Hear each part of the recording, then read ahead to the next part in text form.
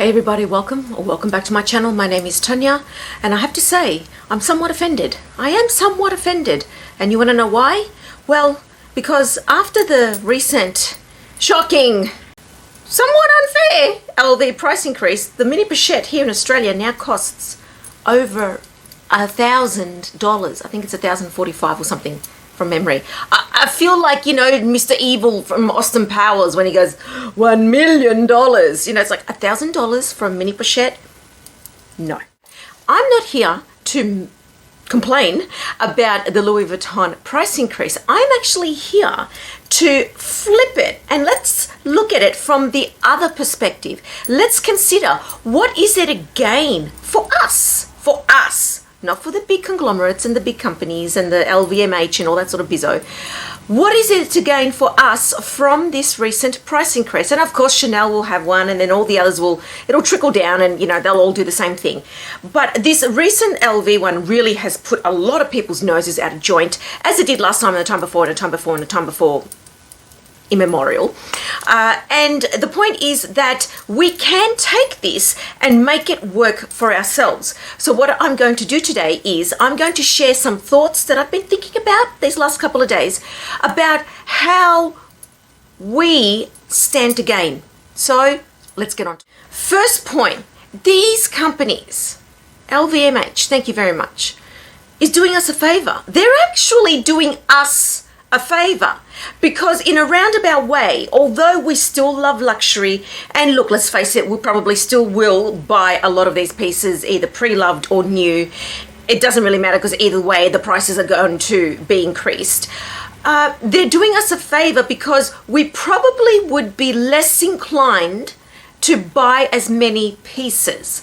Now, I say that because some people, and this was me for a little while, some time ago, when you get into the habit of spending this type of money and dropping this coin on, or that amount of coin on these items, you start to become desensitized, and you also start to think it's okay. It's justifiable to spend, I don't know, let's say $1,700 there on the Celine, 3,000 something pre-loved on the Fendi, the Chanel here, considerably more, the Gucci, couple of thousand, like you start to think, oh yeah, it's okay. And why? Because you've already done it. Now, the funny thing about me is this little Chanel is the most expensive bag I own, and it's the most I've paid for a bag. So anything under, in my mind, is almost acceptable, and that is ludicrous. So in a way, they're doing us a favor, because we now will start to pull back a little bit. Now, unless you are of the uber rich, and you are of the old money, and you are of those who don't worry about prices or don't even need to look at prices, God bless you. Most of us are not like that, so most of us will probably pull back a little bit. So in a way, they're doing us a favor, and they're helping us out, even though we will probably still eventually pay for some of these things. But for the short term, or for some of us, for the long term, we probably would hesitate before we drop that money again on these items. Especially because, and this is all connected, many of us have said that the quality is just not there like it used to be. Now, as far as I know with Hermes, and by all means I don't own any Hermes, so I'm not sure, but based on what I've seen and read and heard, that quality is superb.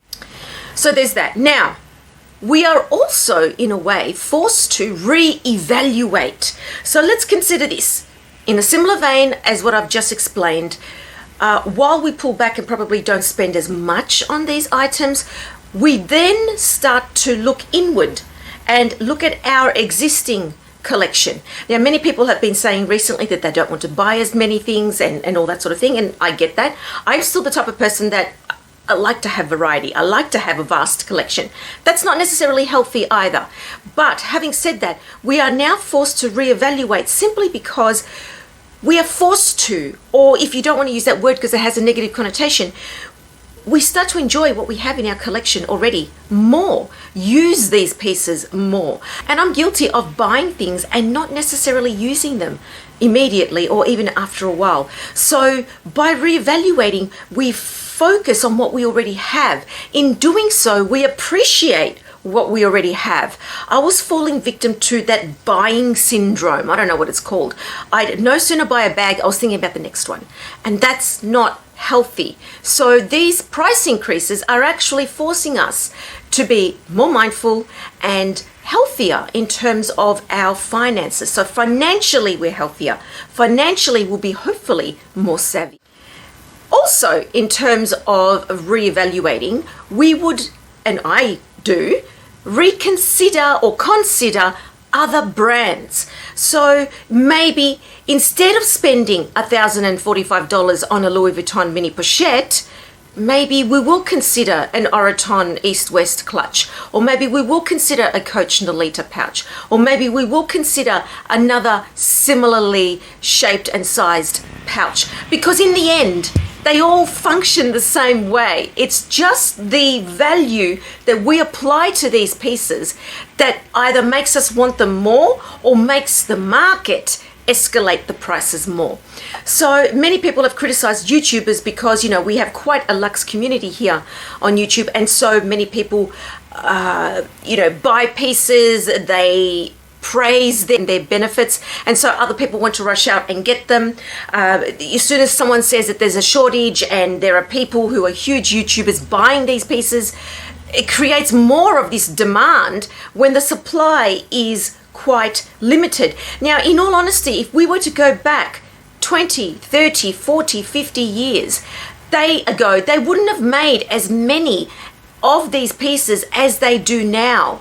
So to some extent, what we've done, what we've created because of, well-paid jobs, more opportunities, more people able to afford luxury, we've also driven up the price inadvertently because we don't want the prices. But in purchasing, in having these things, in saving up for these things and buying them, we've also contributed to that. The more there is a demand for something, the more the supply needs to match it, and as a result, businesses are going to wake up and say, ka-ching, ka-ching, there's something extra to be made here. So maybe where the numbers used to be limited many years ago, now we have more, but imagine if we had even less, as they probably used to have years ago.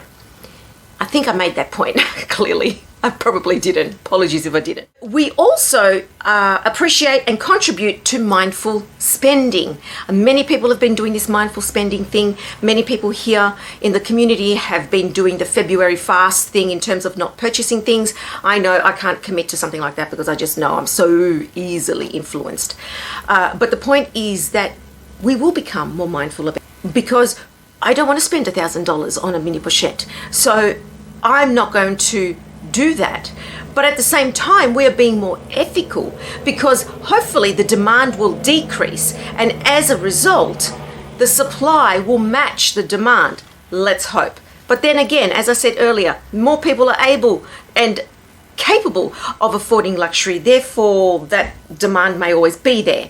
However, if we are more ethical, less of these products are being made, less resources are being consumed. I don't know how that impacts on employment, but either way, we're still trying to be more ethical about having less.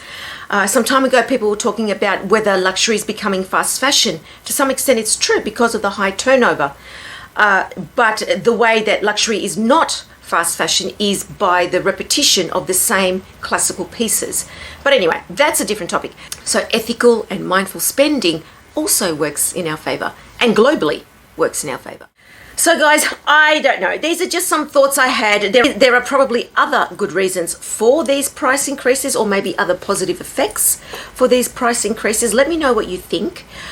Is there anything I've left out? Is there anything that you can think of that definitely works in our favor with these price increases?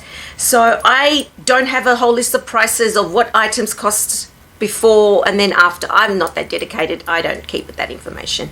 So you can find plethora of other YouTubers here in the Lux community who have done that, and I will link some of them below. But I look forward to reading your comments. Let me know what you think of this. Am I way off the mark, or I don't know, have I hit some nails on the head? Let me know what you think. I look forward to reading your comments as always. Everybody, God bless, and I'll see you next time. Ciao.